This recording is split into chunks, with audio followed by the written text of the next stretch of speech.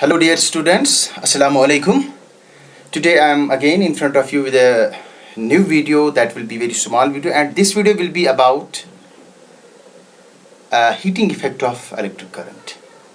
As we know that जब electric current pass होती है किसी भी कंडक्टर के थ्रू, चाहे सीधे वायर हो, कनेक्टिंग वायर हो, या कोई इलेक्ट्रिक अप्लायंस हो, हीटिंग अप्लायंस हो, उसके थ्रू जब इलेक्ट्रिक करंट फ्लो होती है तो कुछ देर के बाद हम देखते हैं that starts heating, and that is heating effect of current. ये हीटिंग इफेक्ट ऑफ करंट कैसे आता है वही इस वीडियो में हम डिस्कस करेंगे, बट उसके लिए आपको जो इससे पहले वीडियोस अपलोड हुए हैं वो देखने पड़ेंगे, बिकॉज जो इसके रिलेटेड मेन कॉन्सेप्ट्स थे वो हमने उनमें डिस्कस किए हैं. तो अभी तक हमने जो डिस्कस किया है that is electric current. We discussed electric current, then we discussed potential difference, Ohm's law, concept of resistance, that is very important, resistors and resistors in series and parallels. Now coming back to our today's topic, that is heating effect of electric current. As we know that when electric current is passed through a conductor, it becomes hot after some time. कोई भी conductor हो, when electric current passes through it, जब इसके through electric current pass हो जाती है, it heats up, ये heat up हो जाता है. This is called heating effect of current, और we can say it is also called Joule heating in the name of a scientist that was Joule, इसलिए हम इसको जूल हीटिंग भी बोलते हैं. फॉर एग्जाम्पल यहाँ पे हम लेते हैं कुछ ऐसे रेजिस्टर्स की, कुछ ऐसे इलेक्ट्रिक अप्लायंसेस की जहाँ पे ये heating effect of electric current apply होता है in our day to day life. In our day to day life we see electric iron, हम इस्त्री करते हैं कपड़ों को, वो हॉट हो जाती है, वो वर्क करती है ऑन इलेक्ट्रिक करंट. जब इलेक्ट्रिक करंट के थ्रू उसके साथ कनेक्ट किया जाता है तब जाके वो हीट अप हो जाती है. And electric bulb, when we see electric bulb that gives us light, but that becomes hot because of the flow of electric current.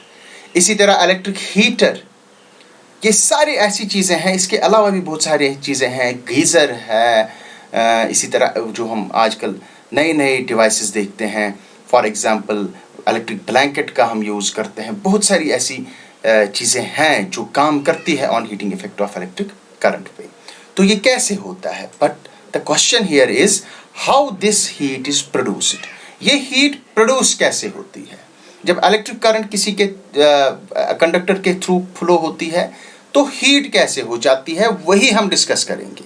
That we are going to discuss today. As we know and as we have discussed in previous videos regarding this unit of electric current, हमने वहाँ पे बोला है आपको when there is no potential difference across the ends of a conductor. हमारे पास एक conductor है, उस कंडक्टर के एंड्स पे कोई भी पोटेंशियल डिफरेंस अभी तक नहीं है, हमने कोई वोल्टेज कनेक्ट नहीं की है. तो जो भी कोई कंडक्टर होता है, मेनली जो मेटल्स होती है उनके सरफेस पे फ्री इलेक्ट्रॉन्स होते हैं, and those free electrons are in random thermal motion, जिसको हम बोलते हैं. यहाँ पे आप देख सकते हैं these blue dots, they represent electrons here. These are in random thermal motion. कोई इलेक्ट्रॉन इस तरफ मूव करता है, कोई इलेक्ट्रॉन राइट में, कोई लेफ्ट में, कोई अप मूवमेंट करता है, कोई डाउनवर्ड मूवमेंट करता है, यानी there is not any particular movement, and this is called random thermal motion. लेकिन when we apply potential difference, when potential difference is applied across the ends of a conductor, these electrons begin to drift from lower potential to higher potential, that is from negative terminal to positive terminal. यहाँ पे आप देख सकते हैं, अब हमने potential difference ends पे लगा दी, अब हमने पोटेंशियल डिफरेंस इस कंडक्टर को दे दी, यानी अब हमने वोल्टेज कनेक्ट की, वोल्टेज दे दी.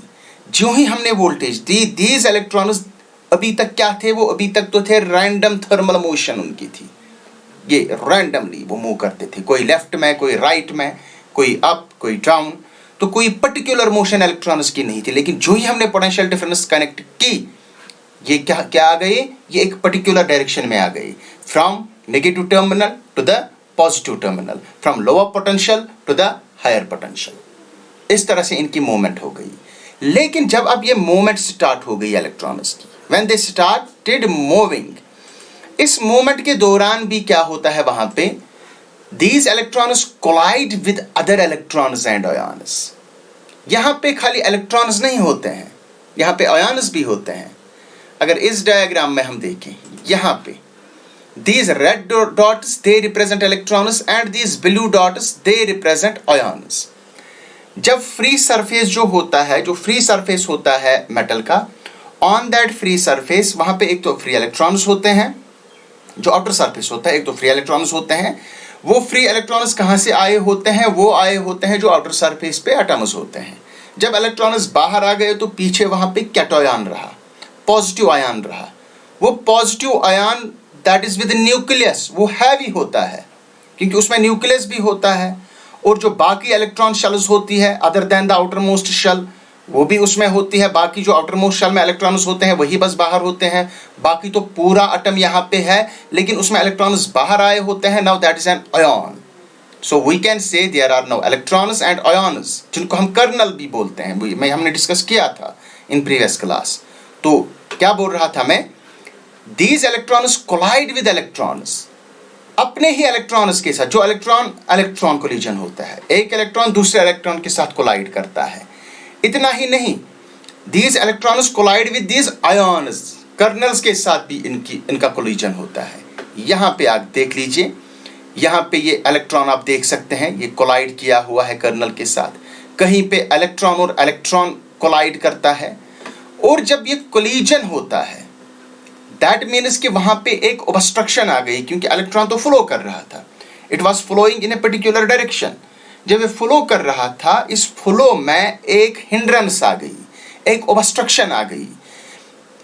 इलेक्ट्रॉन ने इलेक्ट्रॉन के साथ कोलाइड किया, इलेक्ट्रॉन ने कर्नल के साथ कोलाइड किया, तो वहां पे तो ऑब्स्ट्रक्शन आ गई, and that obstruction is resistance. और इस ऑब्स्ट्रक्शन को या इस रेजिस्टेंस को ओवरकम करने के लिए सम वर्क इज डन। यहां पे लिखा है some work is done to overcome this resistance or obstruction to the flow of electrons. This work done gets converted into heat. यही work done convert हो जाती है फिर heat में। तो यहाँ पे हम बोल सकते हैं, and this total work done by electric current, it is called electrical energy. H is one electrical energy थे। When करो इस, अब हम यहाँ पे देखेंगे कि इसका वैल्यू क्या होता है। जो ये वर्क डन है जिसकी हमें जरूरत पड़ी in order to overcome this obstruction, और यही वर्क डन फिर कन्वर्ट हो गई हीट में, इसका वैल्यू क्या है, वो वैल्यू कैसे निकलेगा। There are some mathematical relations, कुछ यहाँ पे हम प्रूव करेंगे। By the definition of potential difference we know that potential difference is equal to work done divided by charge. How much work done is to be done from done so that we can move a charge from one point to another point, that is potential difference। यहाँ पे potential difference V is equal to W by Q, it is very clear, ये हमने discuss किया है। यहाँ से हमें निकलेगा W work done is equal to V into Q, that is work done is always equal to potential difference or voltage into charge. It is the equation first. This equation we have to keep in mind, you can write down it on your notebook. उसके बाद by the definition of electric current, जब हमने electric current पढ़ा था, it is the rate of flow of charge, that is Q by T. Q is charge and T is time. तो यहां से इस Q का वैल्यू हमें निकलेगा, Q is equal to current into time. It is clear? Now यहां पे according to Ohm's law V is equal to I into R. तो यहां पे जो हमने इक्वेशन दी, W is equal to voltage into this charge. Charge का value हमने यहाँ पे निकाला, that is equal to I T, and V का वैल्यू फ्रॉम ओम्स लॉ वो हमने निकाला, दैट इज आई आर। अब V voltage and this charge, we have to give values to this two quantities, that is V के बदले हम लिखेंगे I R, and Q के बदले लिखेंगे I T. That will become equal to W is equal to, that is work done is equal to I into R into I into T, that will be I, that is I square RT. It is the value of work done. जो अभी हमने बोला था some work is to be done, ताकि ये जो obstruction आ गई, उस obstruction को दूर करने के लिए some work is to be done. The value of that work done is I square RT. और suppose कीजिए कि जितनी भी ये work done थी, all this work done has been converted into heat. तो जो हमारा फिर हीट जो है, जो हीट जनरेट हो गई, उस टाइम पे हम हीट जनरेट लिख सकते हैं H is equal to I square RT. Thus the amount of heat produced when a current I flows through a conductor of resistance R for a time t is given by H is equal to I square RT. It is a final relation of this Joule's heating or heating effect of electric current, जहाँ पे हमने ये देखा heat produced by any conductor जब उसके through electric current I पास हो गई and उसकी जो रेजिस्टेंस है दैट इज R और कितने टाइम के लिए दैट इज T. इस रिलेशनशिप से हमें पता चलता है that this heat produced is directly proportional to the strength of current, यानी I is proportional to I square. That means जितनी इलेक्ट्रिक करंट इंक्रीज होगी, अगर इलेक्ट्रिक करंट हम डबल करेंगे, heat produced will be 4 times because it is proportional to I square. In the same way, it is directly proportional to resistance. I is proportional to resistance. अगर resistance को double करेंगे, heat produced will be doubled. यानी ऐसे conductors जिनमें resistance ज़्यादा होती है उनमें हीट ज़्यादा प्रोड्यूस होती है. इसीलिए जब भी कोई रेजिस्टर हम लाते हैं, चाहे इलेक्ट्रिक आयरन हो, इस्त्री हो, उसमें जो मटेरियल यूज होता है that is made up of alloy, क्योंकि अलॉयज की रेजिस्टेंस बहुत ज़्यादा होती है, उससे हीट ज़्यादा प्रोड्यूस होती है. नो डाउट वहाँ पे कंजप्शन ऑफ इलेक्ट्रिक करंट बहुत ज़्यादा होती है, इलेक्ट्रिकल एनर्जी कंज्यूम ज़्यादा होती है, लेकिन हमें वहाँ पे जो पर्पस होता है that is the heat generation. इसलिए इलेक्ट्रिक करंट तो कंज्यूम होती है ज़्यादा, लेकिन हीट भी ज़्यादा प्रोड्यूस होती है. इसलिए जो भी हीटिंग दिस डिवाइस है उसमें जो भी मटेरियल होता है वो बराबर होता है, उसकी जो रेजिस्टेंस होती है वो बहुत ज़्यादा होती है. And this I is proportional to T. It is very simple. जब हम इस्त्री लगाते हैं तो पहले ही वो गर्म नहीं हो जाती है, इट टेक्स सम टाइम. जितना ज़्यादा टाइम होता है कंडक्टर उतना ज़्यादा हीट अप होता है. चाहे आम वायरिंग की आप एग्जाम्पल ले लो, अगर कहीं पे वायर है, जब ज़्यादा टाइम के लिए उसके थ्रू इलेक्ट्रिक करंट फ्लो होती है, after some time you can feel that this wire becomes hot. जितना ज़्यादा टाइम होगा उतना ज़्यादा इलेक्ट्रिक करंट, उतना ज़्यादा हीटिंग इफेक्ट प्रोड्यूस होगा. That means H is equal to I square RT. Electric current increase करेंगे, heat will be increase 4 times. Resistance increase करेंगे, डबल करेंगे, heat will be increased by 2 times, यानी ये भी double हो जाएगी. एंड टाइम जितना ज़्यादा होगा उतना हीट भी ज़्यादा जनरेट होगी. This was about heating effect of electric current. In the next video we will discuss inshallah electric power, the last topic of this very unit. Till then, take good care of yourself, stay safe, stay healthy, and take all the precautions related to these COVID SOPs. I hope that you all will follow all the SOPs which have been directed, so that being a good citizen, it is obligatory on me to follow all the protocols of COVID-19 so that हम अपनी इस community को बचा सकें. Till then, अगले video तक खुदा हाफिज़. Take good care of yourself.